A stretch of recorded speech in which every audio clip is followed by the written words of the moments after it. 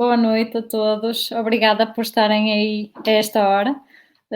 Obrigada à Sónia Vilaça pelo convite para fazer este seminário e este seminário vai ser sobre doença de Parkinson. A doença de Parkinson é a doença sobre a qual eu me debruço mais. Eu sou responsável pela consulta de doenças do movimento do Hospital de Braga e do Hospital Lusíadas Braga e é uma doença muito complexa e eu achei que podia valer a pena fazer um seminário sobre Parkinson esta noite. Ora, vamos ver se eu consigo partilhar a apresentação.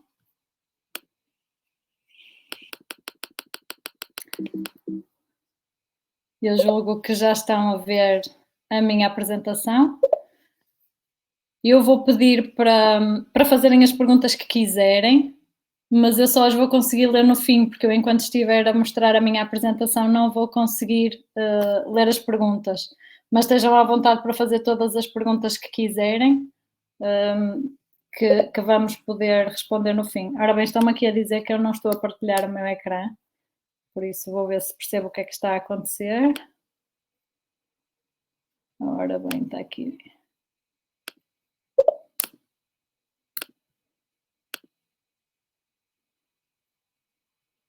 Ok, vou tentar outra vez.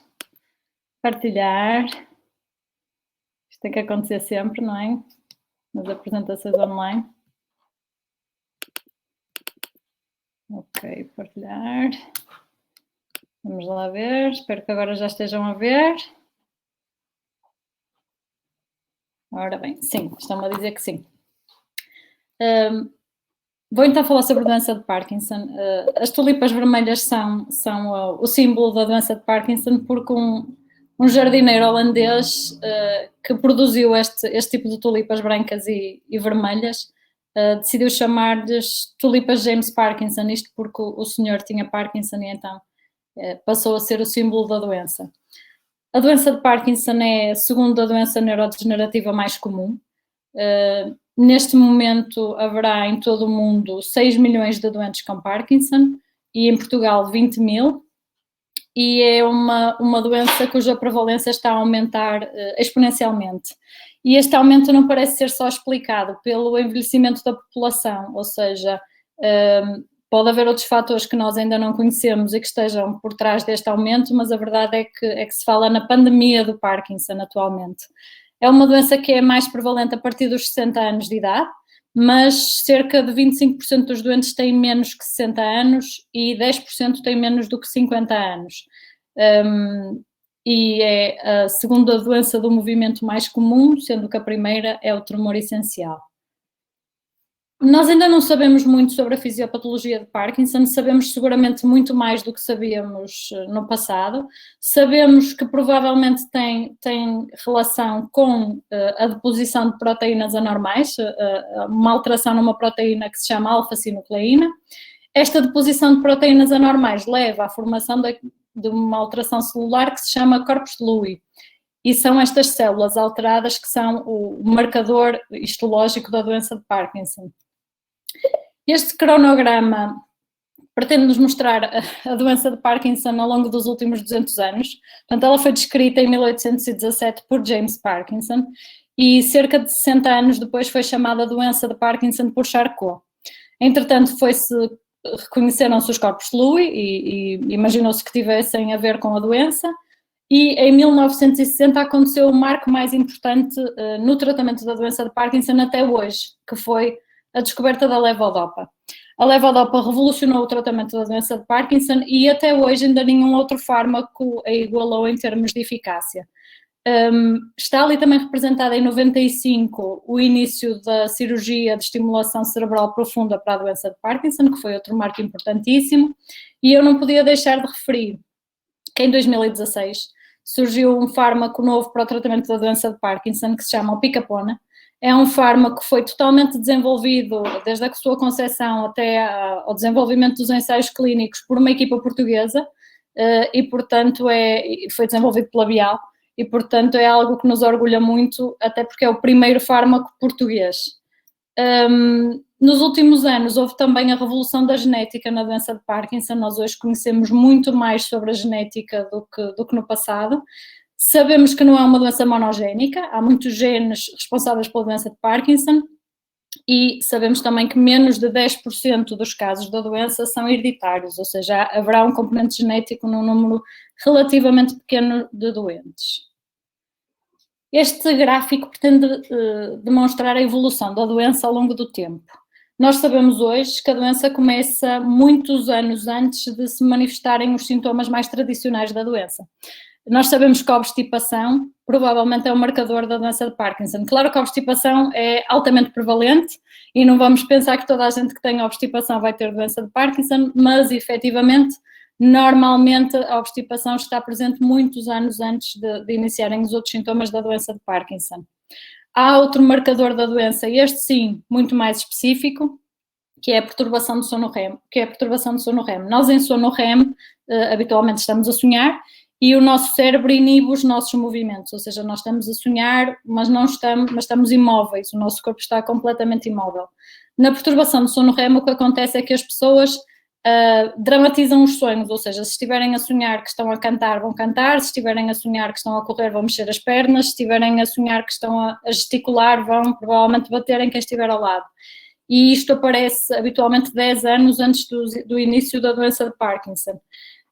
Mais tarde, mas ainda antes de aparecerem os outros sintomas, surgem a depressão, a hipósmia, que também é um marcador de doença de Parkinson, embora seja também como a obstipação um sintoma muito inespecífico, e a depressão.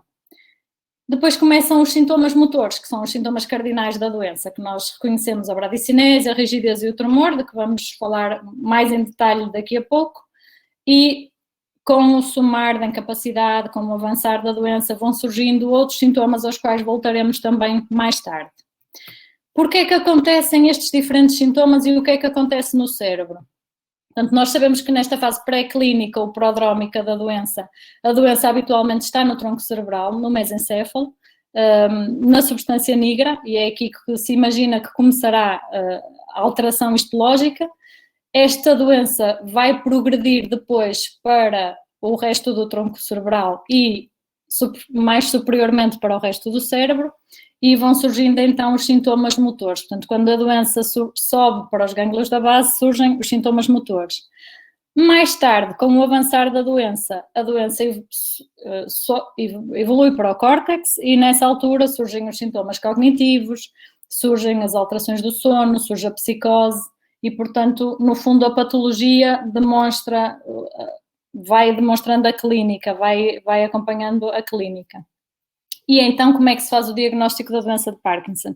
O diagnóstico da doença de Parkinson é clínico e caracteriza-se então por um sintoma que se chama bradicinésia e mais um destes dois que são a rigidez e o tremor. Portanto, obrigatoriamente temos bradicinésia e podemos ter rigidez e ou tremor. Eu começo pelo tremor porque é o sinal mais visível. É um tremor caracteristicamente assimétrico, é um tremor mais comumente de repouso e tem esta característica que os ingleses chamam de pill rolling, em português diríamos talvez contar notas, não é? Que envolve o polegar e habitualmente é pior em repouso e aumenta com manobras de distração ou de facilitação, ou seja, se nós pedirmos ao doente para se concentrar noutra coisa, o tremor vai aumentar. É habitualmente um tremor que, se nós perguntarmos aos doentes, surge mais quando eles estão sem fazer nada, quando estão sentados no sofá, do que quando estão a fazer coisas. Portanto, é um tremor que habitualmente não é incapacitante. Nós vemos nestes 3 doentes, são 3 doentes com Parkinson, têm tremores diferentes. Ali nos 2 doentes do lado direito vemos um tremor, eu se calhar vou tentar tirar o som, não sei se vocês ouvem. Vemos um doente com um tremor de repouso, de predomínio claramente direito. Aqui ao centro vemos um doente também com um tremor de repouso, de predomínio direito. E aqui à esquerda vemos um doente que também tem um tremor de repouso, mas também tem um componente postural. Aqui eu quis mostrar 2 vídeos de doentes que não têm Parkinson, têm tremor essencial e que, em contraposição, vamos tentar perceber quais são as diferenças maiores. Portanto, aqui vemos um tremor postural, simétrico, que se mantém nas provas, ou seja, quando a doente está a fazer atividades, o tremor mantém-se. e vemos, os vídeos estão a encravar um bocadinho, mas vemos um tremor da cabeça, também um tremor cefálico, que não aparece na doença de Parkinson. E aqui temos também uma doente com tremor postural, simétrico, um bocadinho pior à direita talvez, que piora também nos movimentos. Portanto, quando há tremor cefálico e quando o tremor é postural e é bilateral e simétrico, muito provavelmente é um tremor essencial e não é uma doença de Parkinson. Além do tremor, podemos ter então a rigidez. A rigidez, tal como o tremor, é assimétrica, vai ser pior do lado em que o doente tem o tremor e também aumenta com manobras de facilitação. Nós, nos livros, e classicamente ouvimos falar da rigidez em roda dentada. A roda dentada, no fundo, é rigidez num doente que tem tremor, e o que acontece é que, como nós estamos a avaliar a rigidez e o doente está a tremer, vamos sentir aqueles solavancos provocados pelo tremor.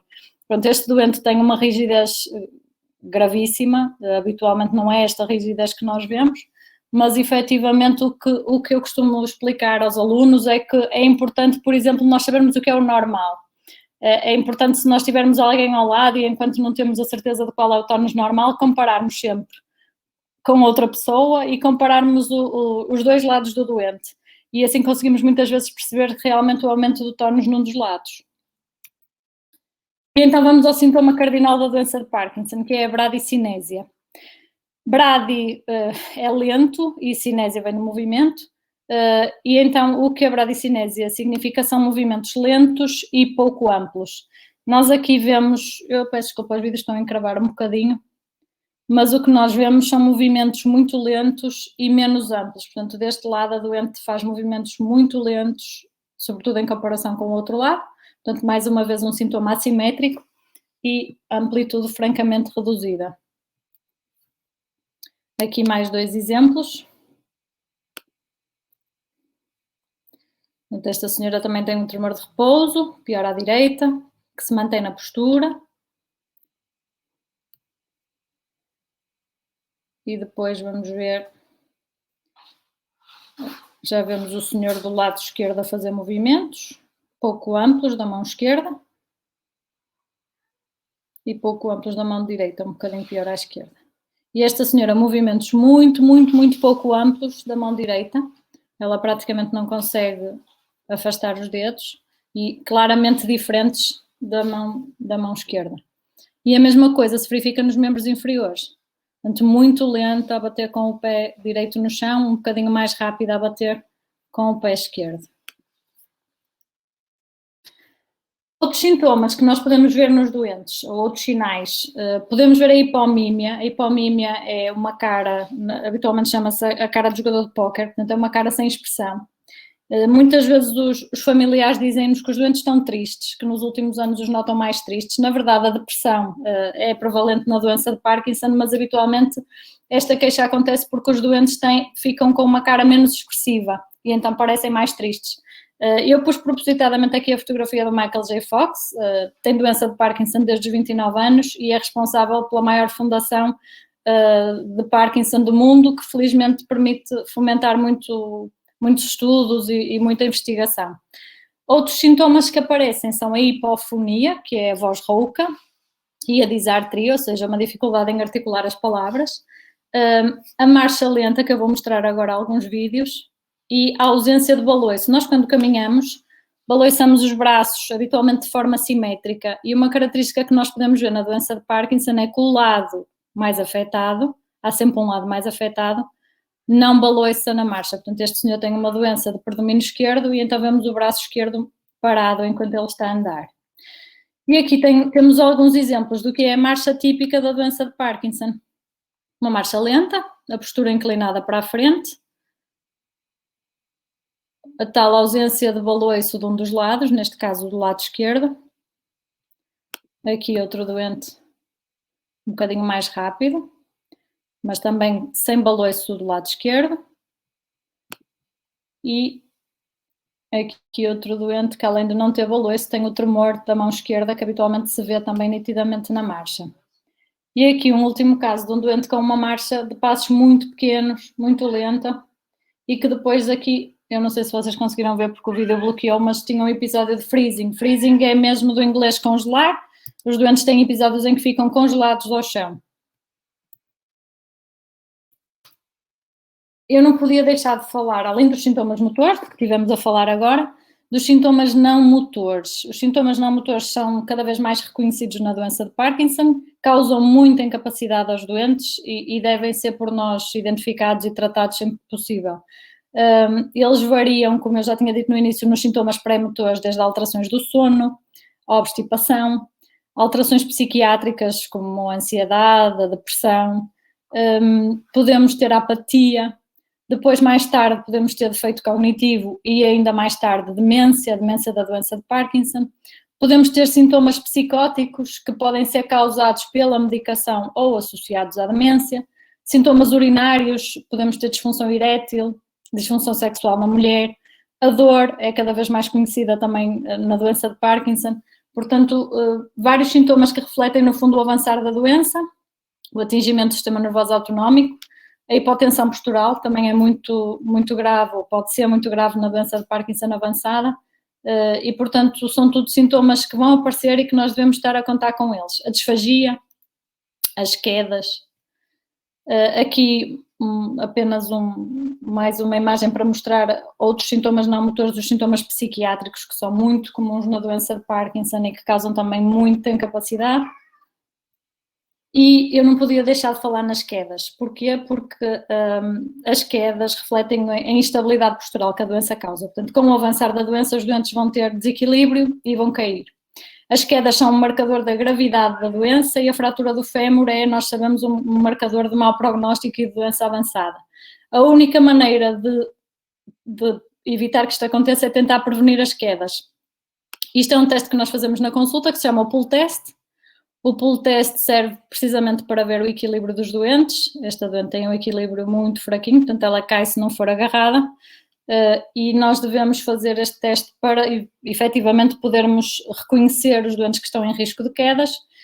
Infelizmente não há nenhum fármaco, nem nenhum tratamento avançado que melhore o desequilíbrio. O melhor tratamento para o desequilíbrio é a fisioterapia e os auxiliares da marcha.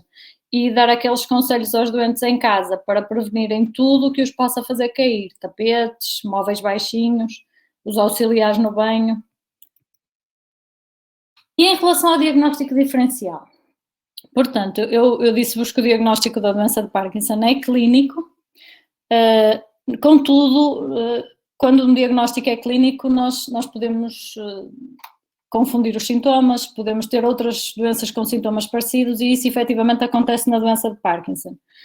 A primeira coisa que nós temos de ter atenção é que às vezes o que nós estamos a ver não é bradicinésia, não é rigidez, pode ser, por exemplo, um doente que tem uma fraqueza, que tem um déficit motor e que está espástico e, portanto, tem um aumento do tónus e isso pode simular um parkinsonismo. Há maneiras no exame neurológico de nós tentarmos distinguir, particularmente pelos reflexos, que estariam vivos neste caso. Uma coisa que se confunde muitas vezes, ou com que a doença de Parkinson se confunde muitas vezes, é com uma depressão. Não é raro os doentes virem à neurologia só um ano depois de terem procurado ajuda com a psiquiatria porque a família acha que eles estão deprimidos. Eu tinha-vos dito que eles têm falta de expressão facial. Além disso, estão mais lentos e, portanto, estão mais parados, passam mais tempo na mesma posição, às vezes sentados no sofá sem se mexerem, e as pessoas interpretam aquilo como uma depressão. E porque, efetivamente, os doentes com Parkinson têm um risco maior de depressão. E, portanto, só quando depois se inicia a terapêutica, os doentes não melhoram, é que habitualmente os psiquiatras pedem a nossa avaliação por suspeitarem de outra coisa. Podemos ter outros tipos de tremor, que não o tremor parkinsónico, como eu vos mostrei o exemplo do tremor essencial. Mas quando nós temos efetivamente um síndrome parkinsónico, podemos ter doença de Parkinson ou outras causas de parkinsonismo. E aqui preocupam-nos particularmente os parkinsonismos atípicos. É um grupo de doenças neurodegenerativas mais graves do que a doença de Parkinson, com uma resposta muito pior à medicação e que habitualmente causam uma incapacidade muito grave em muito pouco tempo. Portanto, é importante, todas elas têm marcadores clínicos que as distinguem, têm sinais clínicos que as distinguem da doença de Parkinson, é importante nós reconhecermos para podermos antever as complicações que daí advirão. Outras que é importante referir, podemos ter o parkinsonismo causado por neuroléticos, é fundamental reconhecermos porque é reversível, sempre que é possível parar os neuroléticos. E o parkinsonismo vascular, que embora não seja reversível, não é degenerativo, ou seja, é causado habitualmente por múltiplos infartos. O que nós devemos fazer é controlar os fatores de risco, procurar as causas dos infartos e assim tentar evitar a progressão da doença. E em relação a exames auxiliares de diagnóstico, faz sentido na doença de Parkinson pedir exames auxiliares?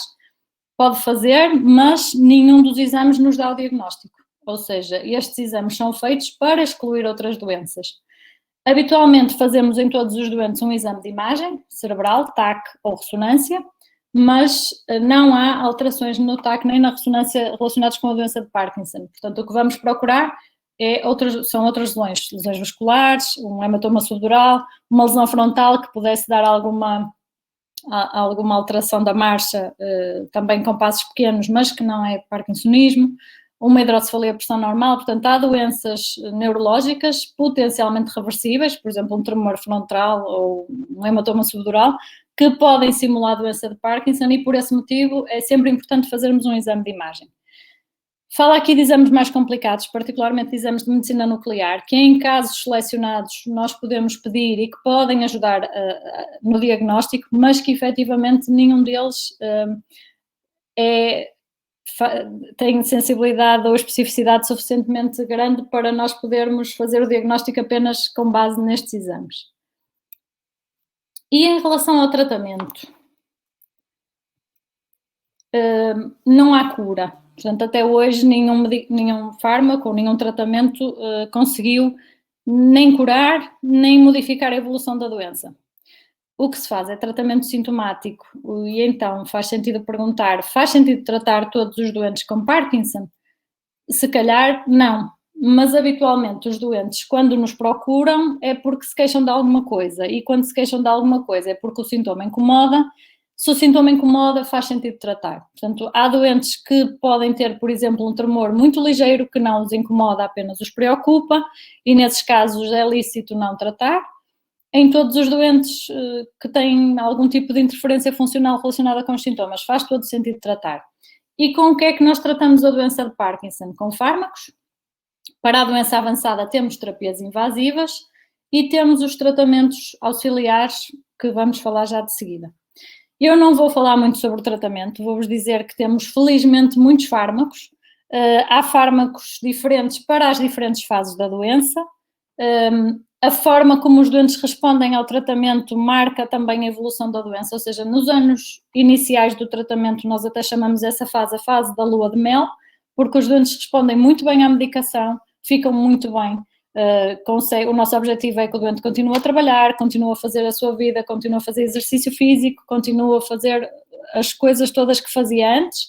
Efetivamente, com o avançar da doença, a resposta à medicação é como está representada aqui em baixo, ou seja, inicialmente é estável durante todo o dia e depois passa a ser em ioió, ou seja, vai ter horas em que responde, vai ter horas em que perde o efeito da medicação. E mais tarde surgem aquilo que nós chamamos as flutuações motoras, e aqui entramos então na fase da doença avançada. O tipo de fármacos que usamos para tratar esta fase da doença é também diferente e aqui temos então outro tipo de medicação ou outro tipo de terapias. Eu mostro aqui alguns doentes antes e depois do tratamento. Por acaso nesta primeira doente eu enganei-me. Do lado direito é antes do tratamento. Portanto, vemos uma senhora com muita dificuldade em iniciar a marcha, com o tal freezing. Ela fica congelada, colada ao chão e com passos muito pequenos. Aqui tem um pequeno truque para ajudar. Ela já tinha muita dificuldade em andar sozinha e depois do tratamento com uma marcha praticamente normal. Vemos a doente é a jovem do lado direito, ao lado é a mãe. Portanto, vemos a jovem a caminhar já com uma passada ampla e sem precisar de qualquer ajuda e sem qualquer bloqueio. Aqui temos um doente com tremor. Aqui do lado esquerdo, antes do tratamento, um tremor exuberante da perna e do braço direito, e depois do tratamento mantém um tremor ligeiro, mas já muito menos intenso do que antes do tratamento. E aqui vemos uma senhora com uma bradicinésia muito importante da mão esquerda e da perna esquerda. Os vídeos estão a bloquear um bocadinho. A perna direita é razoável, a perna esquerda é lenta e a mão esquerda é também mais lenta. E vemos aqui que depois do tratamento, a perna esquerda muito mais rápida. Portanto, temos tratamentos felizmente muito satisfatórios para controlar os sintomas motores da doença de Parkinson e depois temos todos os outros medicamentos que podemos usar também para os sintomas não motores. E depois o tratamento não farmacológico. O exercício físico é considerado hoje em dia obrigatório na doença de Parkinson. É o único tratamento que se suspeita que eventualmente possa modificar a evolução da doença, possa ser eventualmente neuroprotetor. E, portanto, nós recomendamos a todos os doentes exercício físico. Não sabemos que tipo de exercício físico é melhor para os doentes, portanto, habitualmente o que recomendamos é que façam um exercício físico que gostem e assim que cumpram. Também a fisioterapia, nos doentes mais avançados, particularmente nos doentes com desequilíbrio, a terapia da fala, quer por causa da hipofonia, quer por causa da disartria e pela disfagia, que aparece na doença avançada, e também em casos particulares a terapia ocupacional. E depois temos as terapias avançadas. As terapias avançadas são usadas em doentes selecionados, em fases muito avançadas da doença. Há bocadinho falei-vos da terapia da cirurgia de estimulação cerebral profunda, que está aqui demonstrada na imagem de baixo. O que é que se faz? Implantam-se elétrodos no cérebro, bilateralmente, que ficam ligados a um pacemaker. Estes elétrodos emitem um estímulo. O que é que este estímulo faz? Em termos clínicos, faz a mesma coisa que faz a medicação, que faz a levodopa. Portanto, permite que os doentes melhorem em termos motores, não cura a doença, não trava a evolução da doença, mas permite um ganho muito significativo, sobretudo em doentes que já precisam de doses muito altas da medicação e que já não toleram os efeitos secundários. Temos depois outras duas terapias invasivas, que é a bomba da apomorfina, que está aqui ao meio, que é um agonista dopaminérgico que, em vez de ser dado em comprimidos, é dado com uma bomba subcutânea, o que permite uma estabilização mais homogénea dos sintomas ao longo do dia. E a mesma coisa com uma infusão jejunal de levodopa, que é reservada para casos avançados, mas que permite então evitar as tais flutuações motoras de que falei há pouco. E em relação a perspectivas futuras, há muitos ensaios clínicos a decorrer neste momento. Espera-se que eventualmente o tratamento passe por fármacos específicos para diferentes mutações genéticas. Há também estudos com diferentes formulações de levodopa. Estamos agora a participar num ensaio clínico com levodopa subcutânea. E há ainda também muita investigação em dispositivos eletrónicos que auxiliem os doentes não só nas suas atividades, mas que também forneçam dos doentes para os médicos informações sobre a variação diurna dos sintomas e que permitam desta forma individualizar melhor os tratamentos. Assim como mensagem-chave, para terminar, é uma doença neurodegenerativa, efetivamente, mas não reduz a sobrevida dos doentes. Temos, felizmente, tratamentos sintomáticos eficazes e que permitem melhorar a qualidade de vida dos doentes, e pela complexidade da doença, o tratamento é, sem dúvida, multidisciplinar e precisamos da ajuda de muitas especialidades e de muitos profissionais para conseguir melhorar os sintomas dos doentes. E era isto que eu tinha para vos mostrar. Vou parar a minha partilha, deixem ver se eu sei e ver as vossas perguntas. Ora bem, não temos perguntas. Não sei se alguém quer fazer algum comentário ou perguntar alguma coisa.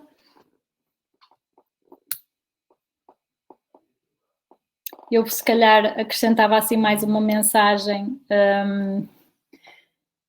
que é em relação aos neuroléticos. Eu costumo aproveitar sempre que tenham médicos e enfermeiros a assistir para lembrar que, se possível, devemos evitar os neuroléticos na doença de Parkinson. Agravam muito os sintomas motores e os únicos que estão ou que agravam menos a doença são a quetiapina e a clozapina. Portanto, tenho muito medo do haloperidol em SOS, que é às vezes prescrito indiscriminadamente e eu tenho doentes que às vezes ficam acamados durante um mês depois de uma injeção de haloperidol.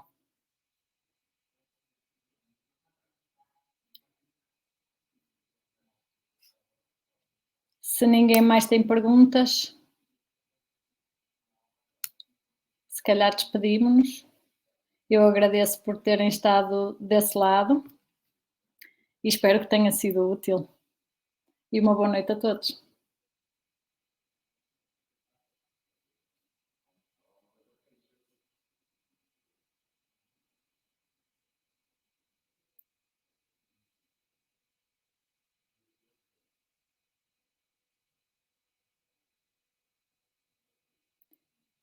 Obrigada pelos comentários. Boa noite a todos.